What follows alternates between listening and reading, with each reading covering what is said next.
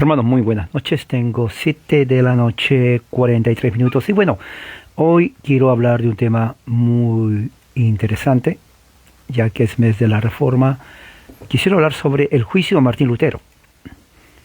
Claro, a Martín Lutero le hicieron un juicio la Iglesia Católica Romana, el Papa, por su oposición a las 95 tesis que él mandó a la venta de las indulgencias que él ordenó. O sea, es una historia larga realmente. Pero vamos a hablar de una forma así, diríamos breve, los puntos importantes del tiempo del juicio a Martín Lutero, para tener una idea en cuanto a qué fue la Reforma, qué es la Reforma. Es muy importante. Vamos a empezar referente al inicio de su nacimiento. Como parte histórico, 1415, recuerden, en julio de 1415, el precursor de la Reforma, John Hus, en inglés es H, la H se pronuncia como una J, no, la H se pronuncia una J, Hus, es quemado en la estaca. Estos son prácticamente unos 100 años antes de la muerte, antes de las 95 tesis de Martín Lutero. Es muy importante esto que tengamos en cuenta. ¿Cuándo nace Martín Lutero? 1483. Nace en Alemania, un pueblo llamado Sleben. Ahí nace Martín Lutero. En 1504 nace Juan Knox, el que estableció el presbiterianismo en Escocia. En 1560, 5 años más tarde, en 1509, nace Juan Calvino en Francia. Entonces vemos de que Martín Lutero es mayor que Juan Knox y Juan Calvino. Para 1502, entonces, Martín Lutero se convierte en profesor de teología, ¿no? En profesor de teología. Empieza entonces sus lecturas de los Salmos. Inmediatamente, en 1513, Lutero comienza a enseñar los Salmos, ¿no? En el seminario. Comienza a hablar y a enseñar también el libro de Romanos, ¿no? Y se le señala, se le pone como un vicario distrital sobre 10 monasterios. Muy importante que se tenga en cuenta esto. 10 monasterios. Lutero empieza su lectura también en 1516, 3 años después, en el libro, en la carta de Gálatas. Luego, en 1517, un año después, empieza su lectura en el libro de los Hebreos. Entonces, si vemos entonces desde 1512 en adelante, Lutero está muy ocupado enseñando la Biblia, enseñando los Salmos, enseñando Gálatas, enseñando Romanos, enseñando Hebreos, prácticamente los libros principales del Nuevo Testamento. Desde 1513 entonces a 1517, ¿no? Martín Lutero se prepara con una serie de lecturas desde la Biblia, ¿no? Él comienza a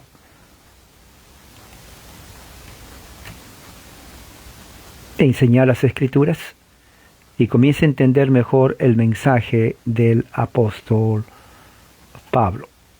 Comienza a entender mejor el mensaje del apóstol Pablo. ¿Qué más? 1516, el Papa León X, que es el Papa del tiempo de Lutero, comienza a vender lo que se llama la indulgencia. Es un tema muy amplio eso de las indulgencias. Lutero criticó mucho eso. 1516, para octubre 31, víspera de Todos los Santos, Lutero da un sermón criticando la práctica de la venta de indulgencias, ¿no? En la cual se dice de que a través de ahí se perdonan los pecados. De acuerdo a Martín Lutero, ¿no? La venta de indulgencias es ilegal desde el punto de vista de la ley canónica inclusive y desde el punto de vista escritural. No, Lutero duda que el Papa tiene el poder realmente de salvar un alma del purgatorio, porque esa era la idea, que las almas están en el purgatorio y cuando uno dejaba caer una moneda en el cofre de madera y la moneda sonaba, en ese momento un alma del purgatorio saltaba. Entonces Lutero dice, el Papa no tiene realmente poder ni autoridad para hacer eso. 1517, Lutero, enojado con la práctica de vender indulgencias, envía una carta al arzobispo de Mainz y Magdeburg, en Alemania, en donde él cuestiona realmente que la venta de indulgencias y otras prácticas más de la Iglesia Católica, ¿no? La carta se conoce como las 95 tesis, que viene a ser conocida como las 95 tesis. Aunque hay alguna duda en cuanto a si se clavó o no clavó las 95 tesis en la puerta de la Iglesia de Todos los Santos en Wittenberg, no, la cosa está en que Lutero escribió esas 95 tesis.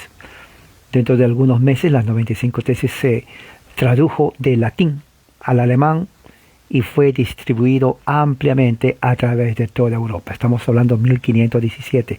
Entonces, 1517 se puede decir realmente que es el comienzo de la Reforma Protestante. La Iglesia Católica Romana deja de ser la iglesia monopolio de la fe cristiana y en el occidente, porque a partir de ese momento, en 1517, hay una ruptura con la Iglesia Católica Romana. Europa lee las tesis de Lutero y es ahí entonces el inicio de la Reforma Protestante. Antes de eso solamente habían dos versiones del cristianismo: la Iglesia Católica Romana del oeste o el occidente y la Iglesia del oriente, la Iglesia Ortodoxa, una de las más antiguas también. Pero en esa región no afectó tanto la reforma, porque más bien era una estructura, una pelea interna en el catolicismo. La Iglesia Ortodoxa no cree en el Papa, o sea, no hay problema interno en ese aspecto como lo hay en la Iglesia Católica Romana. Lutero ya estaba viendo cosas que estaban mal, pero la venta de indulgencias parece que haber sido la parte que realmente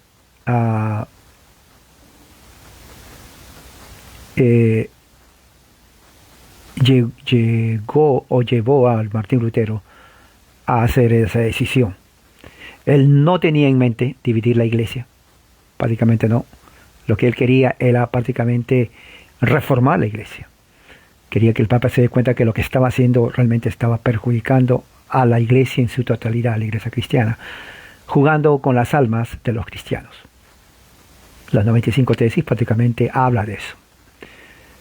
En agosto de 1518, ¿no?, un año después, en un sermón que lo publica, Lutero cuestiona la primacía histórica de la Iglesia de Roma y duda del poder de la Iglesia de excomulgar a las personas. Esto es muy serio, porque Lutero está cuestionando la autoridad de la Iglesia Católica, su autoridad en cuanto a su primacía y también su poder de excomunicar a los cristianos. En ese entonces estaba el Papa León X. Entonces, Papa León X habla con Silvester Perías, que era de la orden dominicana, para que él escriba una carta, ¿no?, refutando a Lutero, lo cual considera que las ideas de Lutero son heréticas totalmente. Entonces el Papa León X le dice a este dominicano Silvester Perías que escriba una refutación a Lutero. Entonces Lutero recibe la citación para aparecer en Roma, ¿no?, y realmente responder al cargo de herejía, porque ya le estaban atacando a Lutero en cuanto que él es hereje. El rey Federico el Sabio, elector de Alemania, sugiere al legado papal, que es el cardenal Cayetano, que Lutero se le permita responder el cargo en Augsburgo, ¿no?, Alemania, en vez que vaya a Roma. O sea que el príncipe Federico el Sabio estaba a favor de Lutero. Ahora, el príncipe no era protestante, pero estaba a favor de Lutero. Él dice, bueno, si le están acusando de herejía, ¿no?, entonces al mismo tiempo permítale a Lutero que responda a esos cargos, porque son serios, ¿no? En octubre de ese mismo año, Lutero entonces va por 3 días, ¿no?, a Augsburgo, a través, junto con el cardenal Cayetano. Lutero se le dice que él debe de prácticamente abandonar, sus puntos de vista en cuanto a las indulgencias y a la infalibilidad del Papa. O sea, él tiene que decir que, bueno, él se está arrepentido de todo lo que está hablando en cuanto o criticando, ¿no? A retractar y renunciar a sus ideas. Y esto es serio. Esto es muy serio porque eso significa que lo que escribió Lutero, si diríamos, si él renuncia o se retracta, él va a quedar mal y ya tenía seguidores ahí, ¿no? Entonces a Lutero, como es de esperar, dice, no me voy a retractar, no voy a renunciar a mis ideas, a lo que dije en cuanto a la infalibilidad del Papa. Entonces él huye de Augsburgo, va en caballo durante la noche, después que él escucha rumores de que tenían planes para arrestarlo. Entonces él huye de Augsburgo. 1518, en noviembre de 1518, entonces un documento oficial del Papa define la doctrina de las indulgencias. Eso es en 1518, ¿no? De esta forma permitiendo, ya que el Papa hace oficialmente la doctrina de la indulgencia, eso hace que Lutero, que se oponga, sea buscado por rechazar el dogma ya establecido en la Iglesia. Era realmente no solamente un pecado, sino era un crimen, ¿no? Rechazar un dogma católico. Bueno, Lutero rechazó. Cuando el Papa lo hace un dogma, entonces la situación es peor, ¿no? Lutero entonces, cuando escucha eso, inmediatamente manda una apelación, ¿no? Para buscar la oportunidad de que él pueda revisar su caso por un concilio general, ¿no? El cual este concilio está sobre la autoridad del Papa. O sea, la idea es esto: si el Papa me quiere excomulgar, ahora yo quiero entonces apelar al concilio, porque el Papa de por sí no tiene autoridad sola, es el concilio.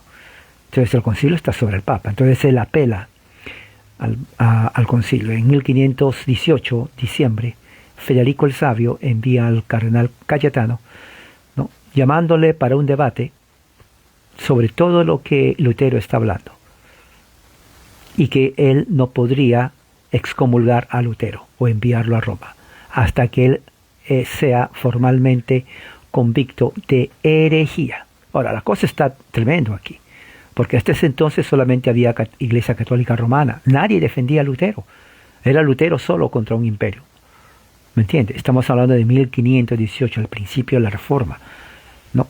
La Iglesia Católica Romana estaba en todo su apogeo durante siglos en toda Europa. Todos los europeos eran católicos romanos. No había otra religión, excepto si vivías en el oriente de la Iglesia ortodoxa, pero en el occidente era catolicismo romano. Un hombre solamente se enfrentó al papado: Martín Lutero. Entonces Martín Lutero, bueno, dice, bueno, es uno es ninguno, es un hereje. Pero tenía la protección de Federico el Sabio, del príncipe. Entonces eso le daba cierto peso. O sea, aunque no creían o desestimaban a Lutero, el hecho de que estaba siendo protegido por un príncipe, ya la cosa cambia ahí. En 1519, ¿no? Carlos de España se convierte en Carlos V, el emperador del Sacro Imperio Romano, una amplia región que incluye inclusive Alemania. Eso es en 1519. Entonces Carlos de España se convierte en Carlos V, ¿no? Emperador del Santo Imperio Romano o Sacro Imperio Romano. Recuerde que en ese entonces, vamos a ver aquí, eso es muy importante, cuando España entonces comienza a mandar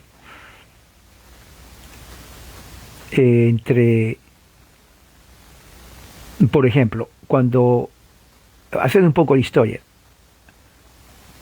Cuando Carlos de España se convierte en Carlos V en 1519, es justamente en ese periodo que entre 1519 y 1521 Hernán Cortés y un pequeño grupo de hombres, ¿no?, entra a México y realmente destruye el imperio azteca, ¿no? Entre 1532 y 1533 Francisco Pizarro sigue también, pero esta vez Francisco Pizarro va a Perú y destruye realmente el imperio incaico, ¿no? Eso, en México fue 1519, en Perú 1532, unos 20 años después. Entonces empieza ahí, si vamos a ver, todo lo que tiene que ver las conquistas españolas, justo en el tiempo de la Reforma. Es algo increíble, por eso es muy importante saber la historia, hermano. ¿Se acuerda que siempre les digo dónde estamos parados? En ese tiempo era 1519, empieza con Carlos V, el emperador del Sacro Imperio Romano. Eso, escríbalo. Carlos V, emperador del Sacro Imperio Romano. Ahí realmente se desarrolla toda la reforma en Europa. Y al mismo tiempo es el periodo donde España viene, conquista México, conquista Perú y otros pequeños países también. 1519. Lutero entonces entra en un debate teológico en la ciudad de Leipzig, en Alemania, ¿no?, con el principal defensor del catolicismo tradicional llamado John Eck. El apellido de Eck es E-C-K, John Eck, ¿no? John Eck era un extraordinario teólogo romano, católico romano, extraordinario, una persona muy intelectual, muy conocedor de la doctrina católica romana. Recuerde, hasta ese entonces todos éramos católicos. Cuando digo, claro, no hemos nacido, pero nuestros antepasados, porque nuestros antepasados vienen de España, católicos romanos. Lutero, un solo personaje peleando. Calvino todavía era, que nació en 1509, tenía, que 10 años tenía Calvino, él no entendía nada, era niño todavía.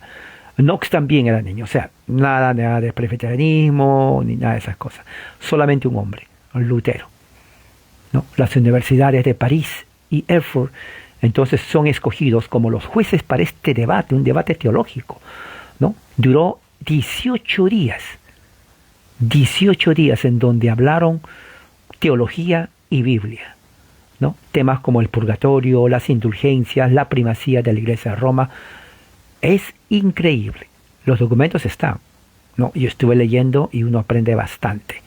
Es uno de los grandes debates. Esos debates deberían de pasarlo realmente en la televisión, deberían de hacerlo película, porque todo esto es parte histórica que ha cambiado toda Europa, por lo tanto ha cambiado toda América. Recuerde, Carlos V entra. Esto es geopolítica. La religión está siempre atado a la política. En ese tiempo, ¿no?, en el siglo XVI, el Sacro Imperio Romano tenía que extender su poder geopolítico y ellos usaron la religión católica romana, ¿no? Todos éramos católicos, recuerde. Cuando entraban a México y Sudamérica, Centroamérica, la única religión cristiana, el catolicismo romano. Nadie más.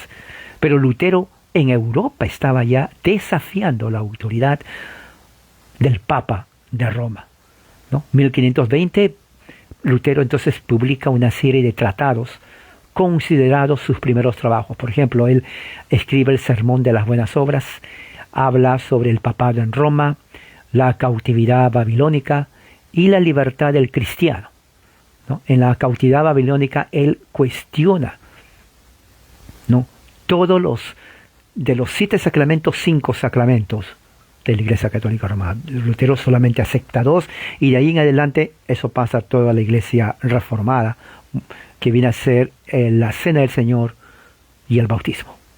Eso se tiene que entender. 1520. Ahora entiende por qué México es católico 100%.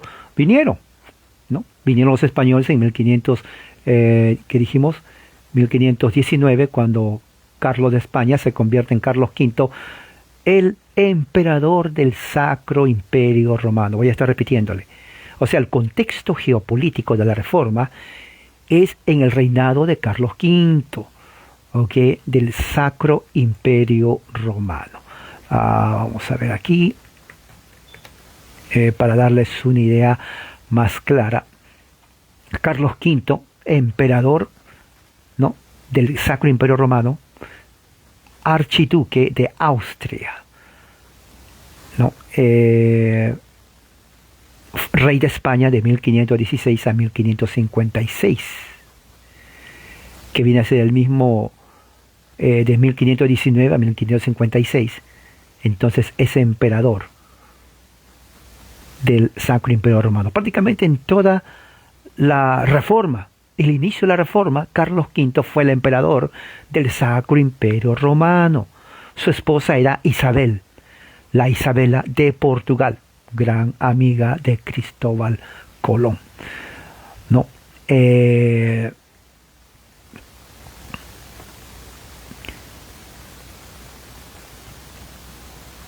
Isabela de Portugal, su esposa. Y bueno, referente a Carlos V hay mucho que hablar porque es prácticamente en su contexto político que se desarrolla la Reforma. Nació en 1500, hijo de Carlos I de España, ¿no? Y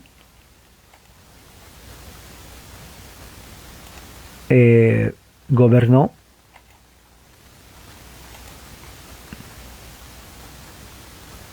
el Sacro Imperio Romano hasta 1500, dijimos 55. Muy bien.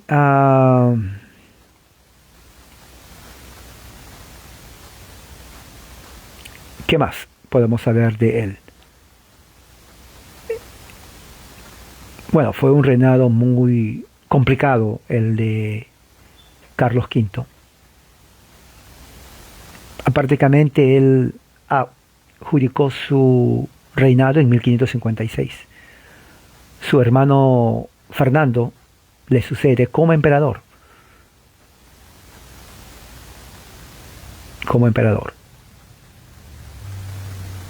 Y bueno, entonces prácticamente la reforma se desarrolla durante todo el reinado de Carlos V. Eso es para tener una idea de lo que está sucediendo políticamente, ¿no? En 1520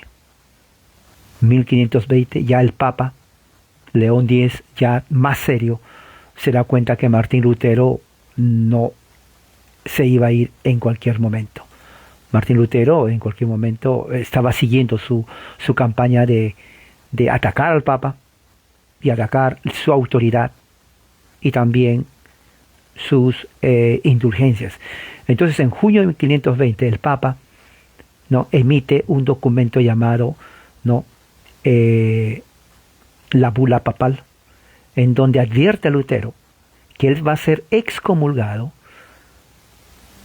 si durante los 40, al menos que él, dice, se renuncie, ¿no?, o retracte de 41 tesis de las 95 tesis que él había escrito en un periodo de 60 días, o sea, 2 meses. Eso sucedió en 1520. Entonces el Papa León X, al ver que Lutero estaba terco, le dice: te doy 60 días para que al menos renuncies o te retractes de 41 tesis de las 95 tesis que escribiste, prácticamente casi la mitad. En ese mismo año 1520, Lutero, en agosto, apela al emperador Carlos V, emperador del Sacro Imperio Romano, pidiéndole que por favor se le escuche, ¿no? En donde Lutero dice, argumentando, que las autoridades eclesiásticas deberían de ser responsables, ¿no?, y responder al Estado. O sea que Lutero está serio la cosa. Era un hombre, imagínense, no era un imperio, con Lutero no había nadie, era el único. toda Europa católica romana. Pero cuando él escribe sus tesis, 95 tesis, ya muchos estaban con él, los más estudiosos, la gente más intelectual se daba cuenta que Lutero tenía razón. Pero en su juicio nadie estaba con él estaba solo. Entonces cuando el emperador Carlos V recibe la apelación de Lutero, un documento legal, el emperador lo rompe, no lo escucha Lutero. En octubre de 1520, cuando Lutero recibe la copia de la bula papal, él escribe: esta bula condena a Cristo mismo. ¿Qué es una bula? Muchos dicen, es un documento legal religioso del Papa, lo llaman bula. En su carta, él también escribe que él está muy certero que el Papa es el anticristo. Ahora, esta es la primera vez que Lutero equipara al papado con el anticristo. Entonces ya la situación se está haciendo más personal. O sea, Lutero es una persona muy, diríamos, reaccionaba rápido. Él no era una persona pasiva, él hablaba lo que sentía. ¿Ok? Él hablaba lo que sentía, no se quedaba callado, nunca fue, ¿cómo se puede decir? Una persona que aceptaba la situación. No era un conformista, en otras palabras. Al contrario, él tenía mucha convicción. Un solo hombre. Eso se necesita hoy en día. Hoy en día hay mucha timidez, mucha cobardía, eso es la palabra, cobardía, ¿no? Dentro del cristianismo, de los líderes, entre comillas, del cristianismo, son cobardes la mayoría. En realidad, no recomiendo casi a nadie, se los digo así. Lutero no era cobarde. Lutero tenía convicción y sabía lo que estaba hablando. Conocía la situación religiosa, la situación política y social. Recuerden, en ese tiempo no había otra secta, no había otra religión. El único representante era la Iglesia Católica Romana en el occidente. En 1520, Lutero quema esa bula papal públicamente, en donde le estaban amenazando el Papa de excomulgarlo. Lo quema en diciembre de 1520. Entonces, una vez que eso llega a oídos del Papa, diciéndole: mira, Papa, Lutero quemó tu bula papal. Entonces el Papa se enojó, porque eso es un crimen terrible, una violación a la ley canónica, un rechazo a la autoridad papal. Entonces, en enero de 1521, León X oficialmente excomulga a Lutero. No, excomulga a Lutero, no. León X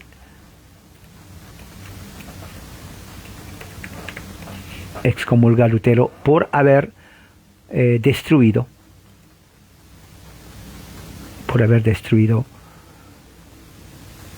la bula papal. Eso fue en enero de 1521. Y la razón es ¿por qué se llegó a ese punto? Según los historiadores, es porque el Papa León X no veía el movimiento de Lutero como algo serio, ¿no? Él pensaba que ya con amenazas Lutero se iba a calmar y todo a la normalidad, ¿no? Sin embargo, al ver que Lutero era terco, entonces comparó a Lutero con otros heréticos, según la Iglesia Católica Romana, como John Wycliffe, ¿no? El reformador inglés, y también con Jan Hus, ¿no? Entonces lo llama a Lutero en ese momento herético, ¿no? Herético.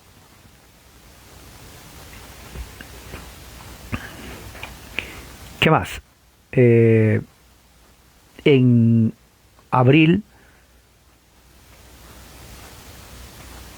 marzo de 1521, el emperador del Sacro Carlos V envía una invitación a Lutero a venir a la dieta. Dieta viene a ser una convención, se llama, a una convención, a una reunión oficial, se llama dieta, en la ciudad de Worms, dentro de 21 días para responder. Él tenía que responder a las acusaciones, a sus enseñanzas y a los libros que él estaba escribiendo. Y esto es serio, porque estás dentro, estás con el emperador del Sacro Imperio Romano.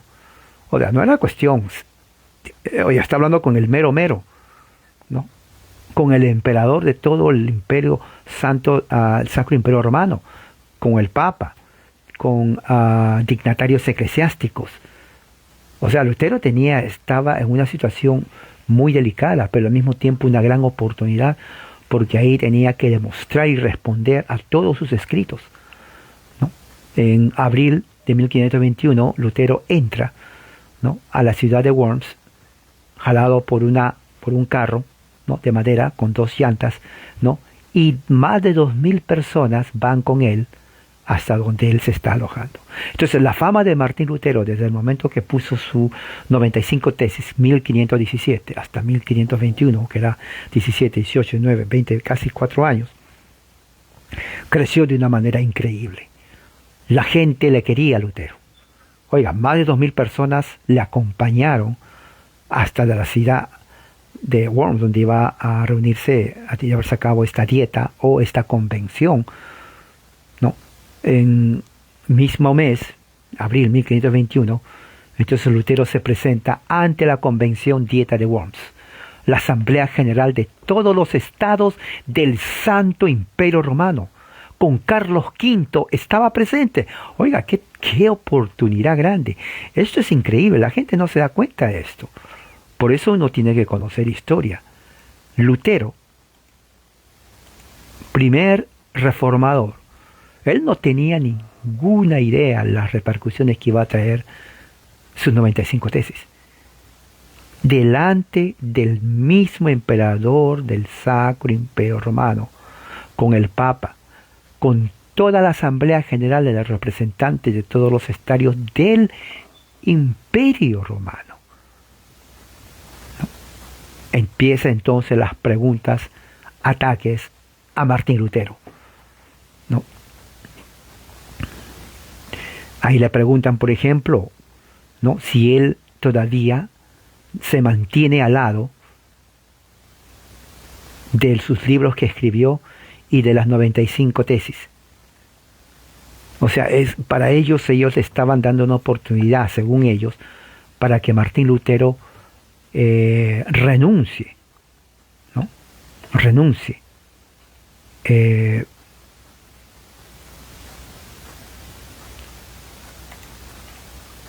Renuncie a sus escritos, a su teología prácticamente. Al día siguiente, abril 18, 1521, en su segunda audiencia, Lutero entonces se distingue de entre todos sus libros para que él pueda hablar, para dar un discurso. Entonces él ahí responde, si él sigue, si él está de acuerdo, si él reafirma lo que él escribió, y él dice: mi conciencia está cautiva a la palabra de Dios. Ahí es donde dice su famosa frase: yo no puedo y nunca voy a rechazar, ¿no?, o retractarme o ir en contra de mi conciencia, porque no es correcto ni seguro. Que Dios me ayude. Y como vemos, Lutero ya allí realmente sella su destino, porque en esa convención de 1521 Lutero tenía la oportunidad de retractarse. Si se retractaba, no era hereje, vuelve al seno de la Iglesia Católica Romana y no pasa nada. Tal vez no hubiera habido reforma, no como la de Lutero. Bueno, Lutero, para sorpresa de todos los que están ahí, dice: no, al menos que me puedan probar con la palabra de Dios, pero mi conciencia está cautiva a la palabra de Dios. Yo no puedo y nunca me voy a retractar de algo, porque ir contra mi conciencia no es correcto ni es seguro. Que me ayude Dios. Y es correcto.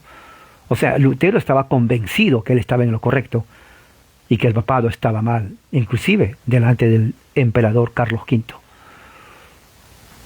Qué tremenda oportunidad. Eso es algo histórico, sinceramente. Mayo 1521, Carlos V entonces presenta su documento final a la Dieta de Worms y hace un edicto. Ese papel que firma Carlos V es un edicto oficial, mire, del Sacro Imperio Romano, no es cualquier papel. Esto hay que tomarlo seriamente, ¿no? Esto hay que tomarlo seriamente porque justamente ahí es donde Carlos V da su veredicto, ¿no?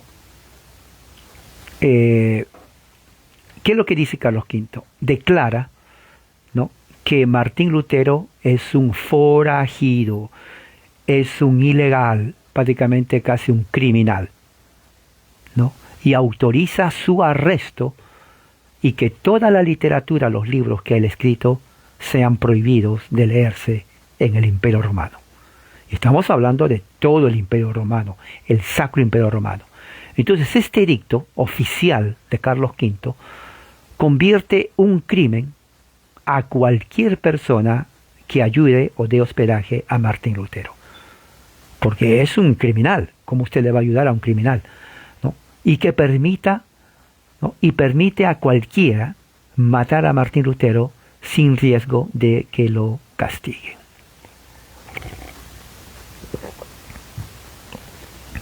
Dos cosas importantes que dice Carlos V. Uno, hace un crimen ayudar y dar hospedaje a Martín Lutero. Y número dos, permite a cualquier ciudadano del Santo Imperio Romano matar a Martín Lutero sin pena de castigo. Sin pena de castigo.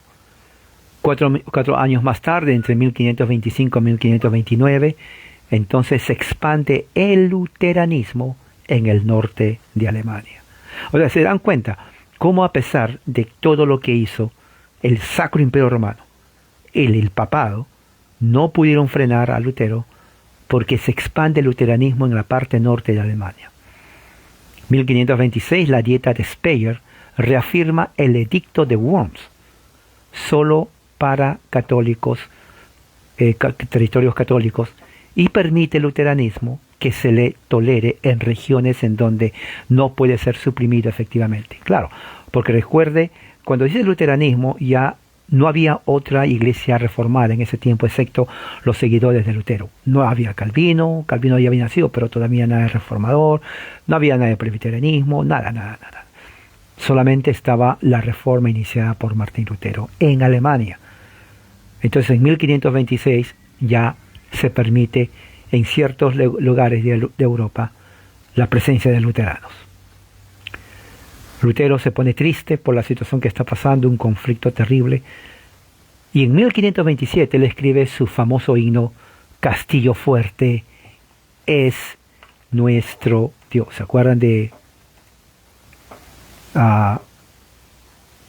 el himno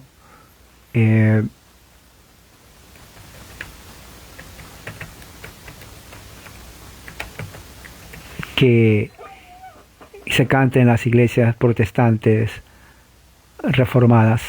Aquí tengo no sé si lo van a escuchar, pero vamos a ver. Eso lo escribe él en el año 1527.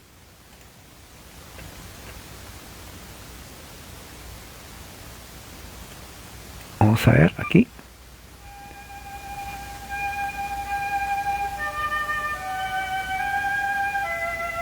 No sé si escuchan.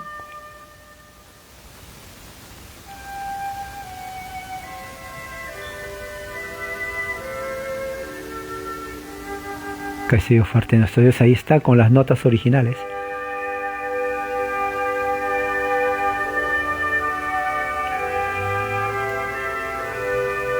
Bueno, eso lo escribe él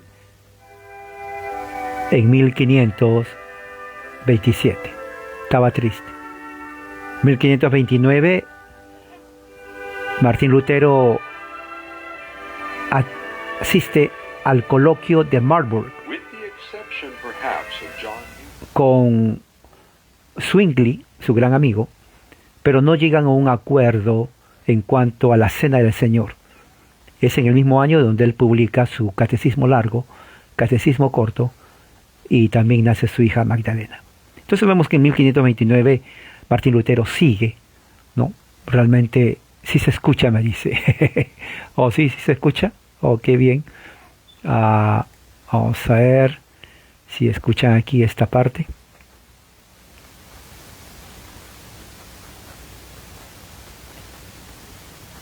De Castillo Fuerte.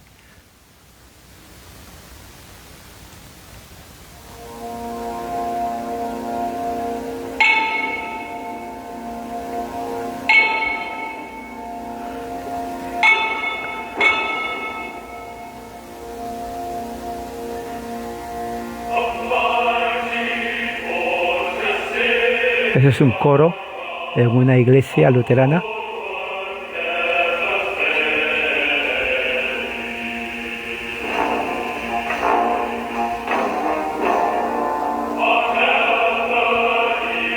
Ese es un coro ya. La iglesia es grandísima aquí en los Estados Unidos. Una iglesia luterana.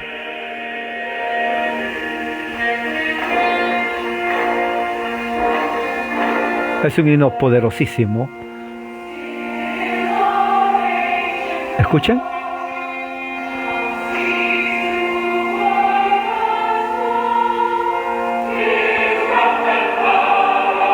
Bueno, entonces en 1529 Martín Lutero escribe también su Catecismo Largo, Catecismo Pequeño. En 1534 Lutero publica su obra completa, la Biblia completa en alemán, 1534. Fíjense que hasta este momento no había Juan Calvino.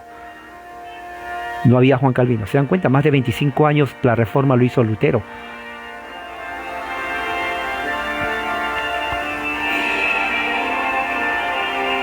No, se escucha perfectamente. Ahora, 1536. ¿Qué es lo que pasa en 1536? Aparece la obra Los Institutos de la Religión Cristiana. Recién en 1536 entra el ginebrino Juan Calvino. Cuando entra Juan Calvino, la reforma, si Lutero avanzó grandemente, no, de verdad, Lutero ya cambió. Para el tiempo que entra Juan Calvino, ya Europa no era la misma. El poder papal fue resquebrajado. Odiaban a Lutero, pero cuando entra Calvino, no esperaban a Calvino. Calvino entra de una forma increíble, su intelecto. Su obra de los Institutos de Calvino fue leído por los grandes humanistas de su tiempo. Fue allí entonces cuando la Iglesia Católica Romana dice: tenemos que hacer algo aquí, porque la gente se nos está yendo. El ginebrino dio un golpe increíble al catolicismo y empujó la causa, la reforma, aún más allá. Para 1534, el luteranismo se expande por Escandinavia, ¿no? Y de ahí comienza más adelante, un siglo después, venir a los estados, a las colonias americanas. La Iglesia Católica Romana, para 1530, está incapaz de frenar el avance de la reforma protestante en el Sacro Imperio Romano. No sabían qué hacer, la gente se les fue, la gente abrazaba la reforma, así como un sediento bebe un vaso de agua. No entendían, muchos eran analfabetos, pero justamente la imprenta ayudó a que se pueda justamente publicar, imprimir Biblias para que la gente empiece a educarse, leer, y así la reforma cambia para siempre, para siempre. Toda Europa. Para 1541, fíjese qué rápido avanza la reforma. Calvino 1536, su obra, para 1541. Calvino es llamado a Ginebra y en Ginebra empieza la Reforma Protestante en Ginebra, Suiza, 1541. 5 años más tarde, Lutero sabía lo que estaba pasando en Ginebra, pero nunca se comunicó o conoció en persona a Calvino.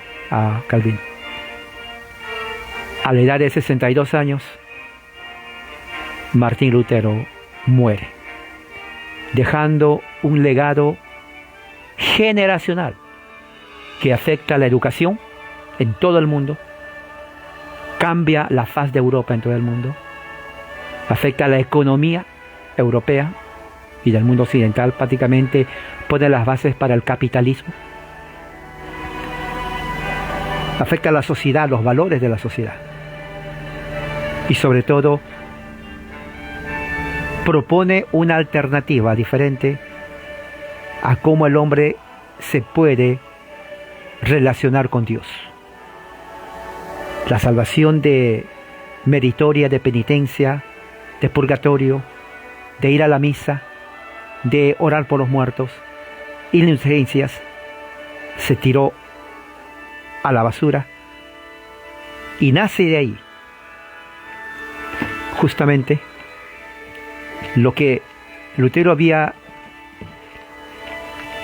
encontrado en sus estudios de Romanos.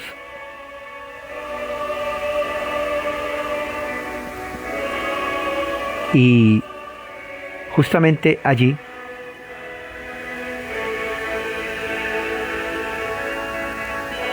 es cuando Lutero, estudiando el libro de Romanos, encuentra en el capítulo 1, versículo 17, lo que cambió su teología para siempre y pone las bases por las cuales inclusive Calvino expande esa teología. Dice, porque por medio de él es revelada la justicia de Dios, ¿no? Por medio de él es revelada la justicia de Dios por fe y para fe, como está escrito en Habacuc 2:4. El justo será salvo por la fe. El justo será salvo por la fe. Entonces él dice, ¿cómo uno puede justificarse ante Dios? Bueno, no es con indulgencias, no es con penitencias, no es con reliquias, no es con oraciones a estatuas ni a los muertos. Es una relación directa con Dios a través de Jesucristo. Salvación por la fe. Nada más, ahí lo dice. Entonces, eso es el motor teológico en donde Lutero presenta una nueva forma de relacionarse con Dios. Claro, eso es en forma general. Calvino toma eso y dice, sí, es verdad. Y más adelante él, en sus instituciones, lo desarrolla. Es increíble, pero ya para finales de 1590, ya pasaron 2 generaciones de reformados, y a partir de ese entonces Europa cambia su cara para siempre y su situación política, económica y religiosa. Ya ir a Dios no es a través solamente de la Iglesia Católica Romana, sino a través de la otra alternativa. Y esa alternativa es la que Lutero encontró en las Escrituras. La salvación por la sola fe en Jesucristo solamente, por la sola gracia. Así que esto ha sido un recuento de cómo pasó Lutero su vida en cuanto a su deseo de reformar la iglesia. Él no lo pensó, no pensaba que iba a ser más, sus decisiones fueron hechas de acuerdo a lo que la situación estaba pasando, y él tomó decisiones. Sabias o no sabias, tuvo sus críticos desde el principio, lo odiaron a muerte, como vieron el emperador del Sacro Imperio Romano, Carlos V, autorizó su muerte, y el que lo mate iba a estar sin castigo. Era odiado. Un solo hombre, uno, cambió para siempre la historia del mundo en todo aspecto, pero sobre todo en la forma como uno se relaciona con Dios. Bueno, entonces aquí voy a dejar esto. Vamos a seguir estudiando este mes la Reforma. Vamos a hablar también sobre Juan Calvino, cómo llegó su legado Juan Calvino a Escocia, cómo influyó en el presbiterianismo y cómo también influyó en Inglaterra con el movimiento de los teólogos anglicanos calvinistas llamados los puritanos. Y como consecuencia, el fruto de todo eso en los Estados Unidos de América. Padre, gracias Señor por tu amor y misericordia y que haya sido de mucha ayuda este momento de recordar la historia de cómo se inició la Reforma. Ayúdanos a entender, reflexionar y actuar. En el nombre de Jesús, amén. Bueno, que la gracia de Dios sea con todos ustedes. Amén.